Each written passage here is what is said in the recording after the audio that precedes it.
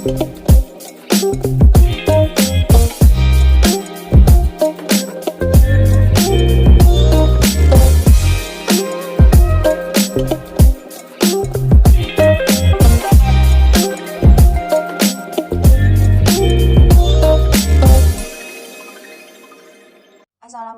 warahmatullahi wabarakatuh. Perkenalkan, nama saya Rida Ramadanti dari Fakultas Tarbiyah dan Keguruan, Prodi PG PAUD. Di sini saya akan memaparkan hasil penelitian saya yang berjudul Pengelolaan Pembelajaran Al-Quran menggunakan metode tilawati di TK Bandung. Adapun latar belakang yang peneliti ambil yaitu Al-Quran merupakan pedoman hidup bagi umat Islam. Yang kedua, Al-Quran merupakan kalam Allah Subhanahu wa Ta'ala yang diturunkan kepada Nabi Muhammad SAW melalui malaikat Jibril secara berangsur-angsur. Selanjutnya, ada sebagai umat Islam, kita diharuskan untuk mempelajari dan memahami kandungan di dalam Al-Quran.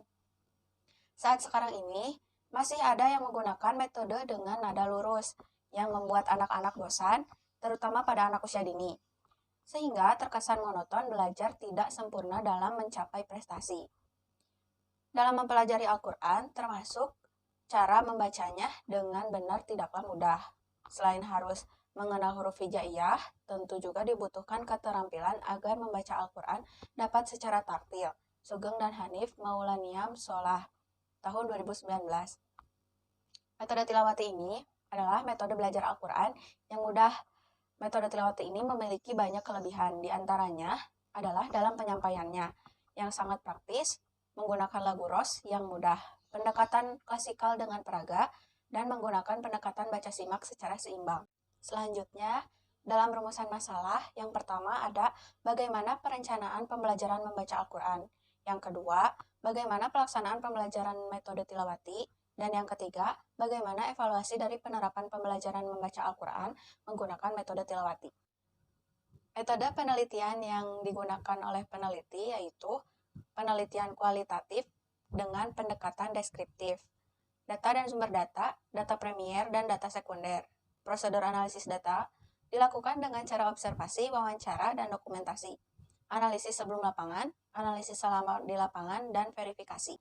Selanjutnya, hasil penelitian dan pembahasan. Yang pertama, menurut kepala sekolah, metode tilawati ini sangat cocok untuk anak usia dini karena metode tilawati ini menggunakan nada ros yang memudahkan anak dalam pembelajaran Al-Quran. Selanjutnya, yang kedua, ada kepala sekolah mengadakan program pelatihan pembelajaran Al-Quran menggunakan metode tilawati, baik untuk guru maupun untuk orang tua. Jadi, sebelum guru mengajarkan pembelajaran Al-Quran menggunakan metode tilawati, kepala sekolah mewajibkan guru untuk melakukan pelatihan selama 1 bulan 2 kali, sedangkan untuk orang tua dilakukan seminggu 1 kali.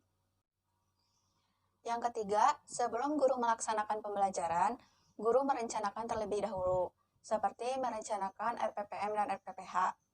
Selanjutnya, yang keempat, ada pelaksanaan pembelajaran Al-Quran dilaksanakan selama 30 menit per harinya.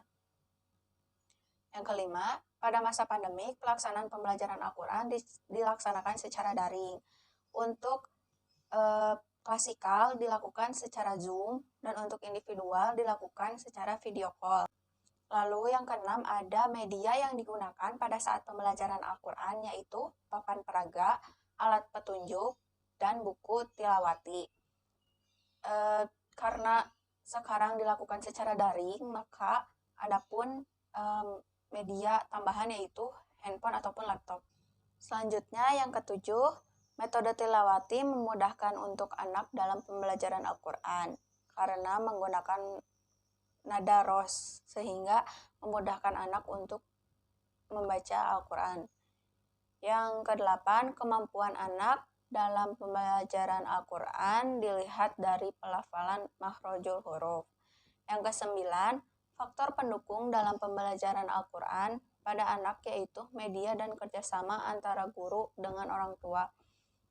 Bukan hanya media saja yang menjadi pendukung dalam pembelajaran Al-Quran. Ada juga antara kerjasama orang tua dengan guru, di mana orang tua akan melakukan pengulangan di rumah supaya anak tidak lupa dalam membaca Al-Quran. Selanjutnya, yang ke-10, dengan cara munakosah, guru dapat mendapatkan data perkembangan anak dalam pembelajaran Al-Quran. Yang ke-11, kendala dalam pembelajaran Al-Quran secara daring, yaitu keterbatasan pada sinyal yang mengharuskan anak mengulang kembali bacaan. Sebelumnya, peneliti menanyakan kepada salah satu guru di TK, apa kendala dari pembelajaran secara daring.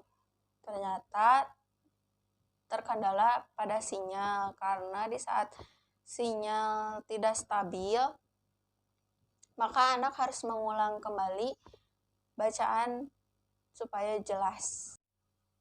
Yang terakhir ada kesimpulan dan saran. Kesimpulan yang pertama, di sekolah ini sudah melakukan perencanaan pembelajaran dengan membuat RPPM dan RPPH. Karena dengan adanya RPPM dan RPPH dapat memudahkan guru untuk melakukan pelaksanaan pembelajaran Al-Quran. Lalu yang kedua, pelaksanaan yang dilakukan sesuai dengan RPPM dan RPPH yang dibuat baik secara daring maupun luring. Yang ketiga, evaluasi pembelajaran Al-Quran dilakukan secara munakosah, di mana guru dapat mengetahui kemampuan anak dalam pembelajaran Al-Quran. Selanjutnya, saran dalam pembelajaran Al-Quran ini, guru sudah sesuai dalam perencanaan, penerapan, dan penilaian menggunakan metode tilawati. Sekolah juga sudah cukup baik dalam program pelatihan guru dan orang tua untuk mempelajari metode tilawati. Hanya saja, walaupun sedang pandemi, sebaiknya tetap mengadakan pelatihan metode tilawati melalui Zoom ataupun aplikasi lainnya.